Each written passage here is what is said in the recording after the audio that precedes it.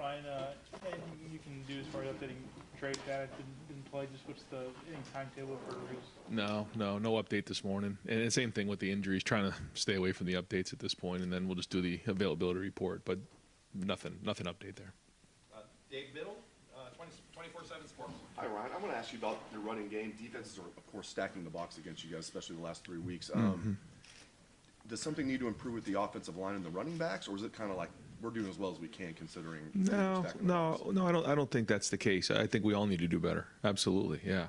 Going back and watching the film, we gotta block better. We gotta run better. We gotta try to do a better job equating numbers. All of the above, because certainly in games where they know you're going to run it, you have to come up with answers. But just moving forward in general, we know we can do a better job, and so we'll get back to work this week and get after it.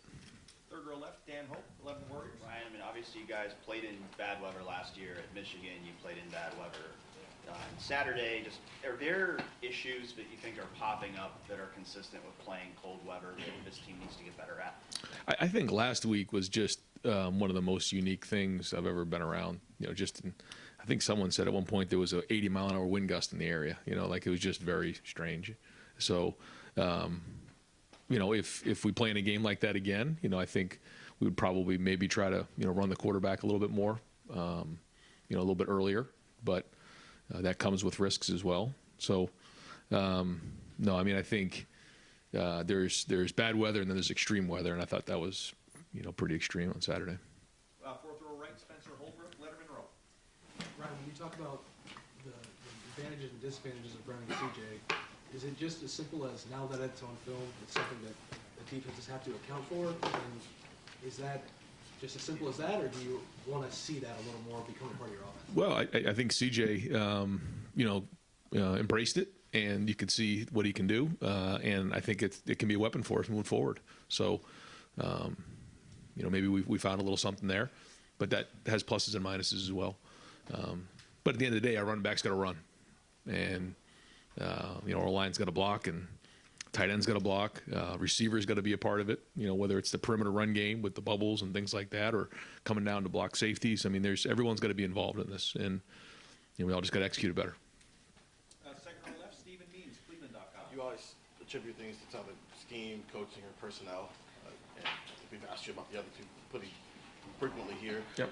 On the offensive line, obviously you've had the same starting lineup the entire. Have you guys thought about maybe switching some things up? And if guys like Josh Fryer and Enoch Pamahi showed you some things that maybe deserve a chance? I thought Josh, when he came in, played well. Having the sixth offensive lineman in the game is something that we don't do a lot of. But when we've done it, it's been solid for us, and I think his play has been better. I think he's gotten better. I think he's, when you come back after that ACL, it takes a while to really not just be healthy, but to get to the level of play you were before. I think he's getting to that point. I don't know if he's quite there yet, but he's getting there, and had some good snaps on Saturday. But we're always looking at that. If there's a better guy or two that we can put on the field, we'll do that. Right now we feel like we're playing the best five. Yeah, no, he's out there practicing every day. But right now we feel like we're playing the best five. Over to the right, Don Berry, WDNS. Coach, you obviously you want to be. You've talked about this in the past. You want to be perfect, but you look at the landscape of college football and what happened this past weekend. Is it important not to lose sight, though, that it's important to win, that these games, even if it's an ugly win, it's still a win? Yeah. It's you play 9 conference games, and then our 10th was Notre Dame, and so that's 10 conference games, and you got to bring it every week. And it's not like you can show up and just roll your helmets out there. It doesn't work that way. And when you have different situations, you put yourself at risk, and that's something that we brought up all along. We know that that's the case, and so we have to just keep finding ways to win. And I think that's very important to recognize that if you keep winning, you're going to keep moving on. So, style points or no style points win. That being said, when you look at the film, are we playing really clean football in all areas? Are we, getting better every week? Those are the things we're going to focus on, and that's what we'll get back to work today, and we'll have a meeting here at 2:30. Identify the things we got to get better at, and have a good week of practice, and go play Indiana. Right behind him, Clay Hall, WSYX. How much are you prepping for Michigan, how much have you done all along, and are you ramping up in some sense? I mean, that's what we say around here is we live it every day. Working at it every day of the year, and we have to focus on beating Indiana this week. But the way that we approach it is we're working on that game every day of the year. Right behind him, Adam King, WDNS. You've talked about toughness and physicality all offseason, every week. Now with that game, just a couple weeks away, do you feel like your guys are where they need to be toughness-wise? I think we've definitely shown it. I think you can see that our guys have played physical, and that's something that we've taken a lot of pride in this year. You can see what we've done this season, but again, it's something that is you can't just say, all of a sudden you're playing, efficient football, you're playing tough football, you're playing clean football, you're doing this, you're doing that, and all of a sudden it's just going to happen again the next week. You just got to keep bringing it every week, and then at the end of the year, you'll look back on the body of work, and then you can start identifying the things you've done well. But I think that throughout the year, I think if you've seen some of the teams we played and talked to the teams we played, you've recognized how hard, how tough we played. And again, the three things that we focused on is toughness, discipline, and skill. How do you coach toughness? What goes into that in practice? Well, it's just a way of life. It's the way that you wake up in the morning. It's the way you meet. It's the way you practice. It's everything. And it's not just the physicality. It's the mental approach. It's being able to bring it every day in practice. But part of it's physicality as well. There's a lot to that. Deep back row, Jeremy Birmingham, Rivals. Ryan, obviously the last month of the recruiting cycle is always crazy. Seems like this year seems to be setting up for something even more chaotic around the country. Yep. Obviously, knowing you can't speak to specific recruits, but what are you guys doing just as a staff to kind of prepare for what looks to be a pretty tumultuous few weeks ahead? Well, we can keep winning because that plays into it big time. And I think that all the recruits want to see how well you're playing on Saturday and what you said in recruiting is actually happening. I think a big part of that is on defense. Some of the things that we've talked to recruits about on the defensive side, they had to see it with their own eyes, and I think that they're doing that. So, we have our weekly calls and we touch base with guys, but a big part of this is finishing the season strong and making sure that they see where we're at as a program. Because as you project out, in college football, you want to make sure that you're part of a program that's winning and that has a lot of stability, and that's something that we sell a lot. How much more of an onus does that put on you guys to make sure you recruit the players that fit what you're looking for culture-wise? Oh, that's everything right now. Well, I guess I could say more than ever, but I'm sure it's been like this for 30 years here. But you have to make sure that you're recruiting great people. With the way that things have changed with the transfer portal, with NIL, a culture fit is critically important because not every day is going to be perfect, and you want to have guys that want to be Buckeyes for the right reasons, and they're going to work through adversity and tough times, and so that's a big part of the recruiting process. Fourth row middle, Tony Girdman, Buckeye Huddle. Right, regarding that toughness, the last 2 weeks, Penn State, Northwestern, is that testimony over theory right now? Yeah, when you look at the way that we played in that Penn State game in the fourth quarter, I can't say enough about the toughness of our team, and I guess it was 28-3 at one point in the fourth quarter, winning games in the fourth quarter, and that's to me what it's all about. And I think the way that our defensive line found a way to win that game, just being physical up front, tackling, holding them to 7 points, finding a way on offense to score, and moving on. And I think, again, that's something that we take a lot of pride in. It's got to continue to build as we go into November, is that we want to have that as a badge of honor. Does that give you confidence moving forward, or how do you view it right now? Yeah, absolutely, yeah. I think our guys are very confident right now. There's not too many teams that are undefeated across the country and have won games in the fourth quarter like we have. I think our guys believe that they can get the game into the fourth quarter and win the game in the fourth quarter. You've seen us do that in big games here. I think probably, in the Rose Bowl, you saw that happened. You saw it in the Notre Dame game. You saw it in the Penn State game. And that's a big part of being tough, is winning the game in the fourth quarter. So, again, is everything perfect? No, it never is. It's a journey. It's a process. You're constantly challenging guys to get better in certain areas. But you're seeing a lot of great things out there. Right next door, Pat Murphy, 24/7 Sports. Ryan, you mentioned, if you did it again, you might run CJ a little bit more. But we saw Emeka carry the ball twice, obviously the touchdown. We've seen a few of those this year for not just him. How much can you guys be creative in the run game if the traditional run game, for whatever reason, isn't working on that given day? Yeah, I mean that's where a lot of those big plays came from, was some of those type of plays. You know, when you go sideways, you run the risk of having negative plays. We had a couple that did happen that way, and when you're in a game like that and you're 2nd and 14, that's not a good place to be in with, you know, that type of environment. So we tried to stay on schedule, and we did try to throw the ball too. You know, we felt like we wanted to at least try to throw the ball, and you could see there was only a few types of throws that really worked, even when the wind was at our back. So we pushed. When the wind was at our back, we were trying to play fast. When the wind was in our face, we were trying to slow down a little bit. But yeah, I think, you know, those type of things, when you get the ball to the perimeter, created some big plays for us. And there was some other ones that didn't, that I thought if we had executed them better, could have been better plays. Fourth row left, Reed from the Lantern. I want to ask a bit of a different football question about uniforms. Of course, teams across college football wear alternate uniforms in special occasions, marquee matchups, etc. Just want to get your take on uniforms, if you have any superstitions, things like that. I mean, I like the traditional uniforms. I love that part of college football. I think that some of our players and recruits like to see a different style and a different swag and look to the uniforms, and that's great. But I'm more of a traditionalist and love, you know, the look that's been in college football for a long time. Certainly at Ohio State, you know, in the jerseys that we've worn. But even just across the country and all the different uniforms over the years, it's just something about that I like. Far left, Nathan Baird, Cleveland.com.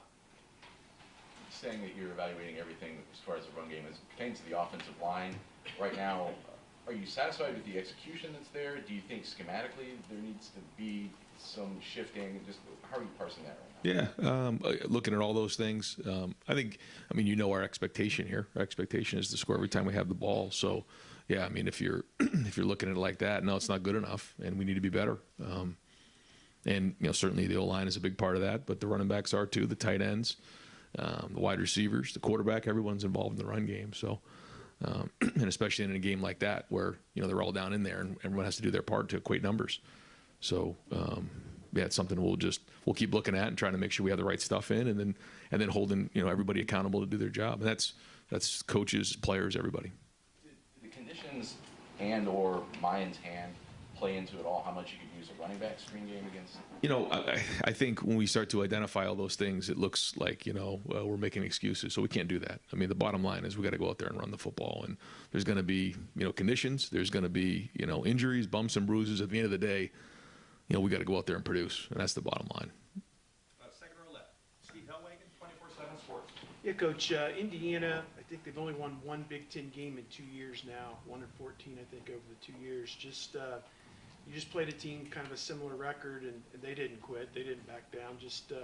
What do you expect out of this team coming in, and know that they gave you guys a really tough game here 2 years ago? Yeah, and I thought Fitz did a great job, and his staff did a great job getting everybody going last week. A lot of respect for him and his staff. But the same thing with Tom Allen. I mean, you guys know how you know, much of a competitor he is, and certainly has his hands all over the defense. So same thing. They're going to come in here and fight and play really, really hard. They always have. It's a program with a lot of pride. He has a lot of pride. So you know, it's a noon kick. You know, and we got to come out and play a little better early on in the game. I think that's going to be important, and that'll be a focus this week. To what you just said, starting fast, 3 weeks in a row now. The other team maybe won the first quarter one way or the other. I don't know the points and all that, but just getting off to a better start. What can you do? Yeah, no, I mean, you look at the Iowa and the Penn State game, I felt like we created some turnovers on it. I think we actually won those first quarters maybe, you know, but we could have jumped on them early, and I think everyone feels that. Yeah, I feel the same way. So let's get in a rhythm early on and get going, and, you know, noon start, wake up fast, and you know, get to clicking some pads. Front row right, Austin Ward, Rivals, 97.1 The Fan. Right, man. Try to organize a lot of thoughts that I have here about the defensive line rotation. It seemed like going into Big Ten play in Wisconsin, you felt like it'd be better to pare that down. I know that Larry's long-term philosophy is to rotate and has always done that. He says he wants fresh guys in the fourth quarter. And unless I'm mistaken, JT played 11 snaps out of 23 and Zach played 12 in the fourth quarter. When you look at it, what are the conversations like? Are you concerned about how it's going? Like, what's the rationale behind maybe what you're doing there? Yeah. No, I think it's a good question. I think the first thing is we have a deep D line, so I think that's the first thing. And like you said, the goal is to be fresh, and certainly at the end of games, but at the end of the season as well. I think for those guys, I think we were maybe in the like 70s or late 70s, maybe 80 plays, something like that in the game. And I think most of those guys were into the mid to high 50s. So, almost 80% of the snaps they were in there for, which is, in a day like that, it's pretty good. I think some of it plays into the personnel groupings. We do change some personnel groupings with Jim. There's sub, there's big, there's sack, there's a lot of different things that come out there. So, he's going to rotate those guys. And I think the overall number was good. Maybe one of those guys got in a rotation, in the fourth quarter there. But overall, if they're on there for 80 to 85% of the game in a big game like that, I think those are pretty good numbers and keeps guys healthy in a heavy running game like that. For Mike Hall specifically, was that a product of Northwestern's heavy packages? Is there still a pitch count for him? What was his workload? How was that managed? I think you got the right idea there. Yeah. I mean, it's all the above. Yeah. Front row middle, Bill Rabinowitz, Columbus Dispatch. Ryan, I talked about the running game quite a bit. When I asked specifically about the 3rd and 1s and 4th and 1, I understand if they've got 9 guys in the box, you're not going to break 8-yard runs. But to be able to not be able to get 1 or 2, when you dissected it, what did you see? Yeah, I think that's a great point because of all the things that I was disappointed with on Saturday running the football, short yardage was the one that was high on the list. I mean, they're all going to be in there, and we've got to convert in those situations. I think it was a combination of things. There was multiple ones. That hurt us on 3rd down, but we didn't quite get the movement we wanted to, and we didn't quite enter the blocks the right way. You'll see a couple of them where we're not flush on the blocks, and then there's one scheme that we probably could have done a better job with in terms of doing that. But overall, it was just they were down in there and we weren't getting enough movement. We gotta get our pads down lower. We gotta fit those blocks a little bit better, and then there's a couple times we can get them in better plays. So I think it's not just one person that made the mistake because there was multiple ones we didn't convert on. How much was maybe the running back was only my end? On one play, it looked like he could have cut back. Did he do what he was supposed to do, or? On all of them, I'm not going to give him a 100% grade, no, but I can't just sit here and say it was his fault either. I mean, it's a little bit everybody, and that's not a good sign. Is when it's kind of one guy here and one guy there, but that's what happened. Second row right, Doug Maurice, Cleveland.com. Ryan, there's only one football, and you guys have a lot of options in the pass game. You're throwing it to receivers. You're using the tight end a lot this year. But just to follow up on the screen game with the running backs, I think the backs had 41 catches in 13 games last year. They have 9 in 9 games this year. Trey had 27 catches last year. Is there something in the way that defenses are playing you? I mean, usually that running back screen game is taking advantage of their pass rush, and then you hit them like that. Maybe that kind of play doesn't make as much sense this year, the way defenses are scheming you guys.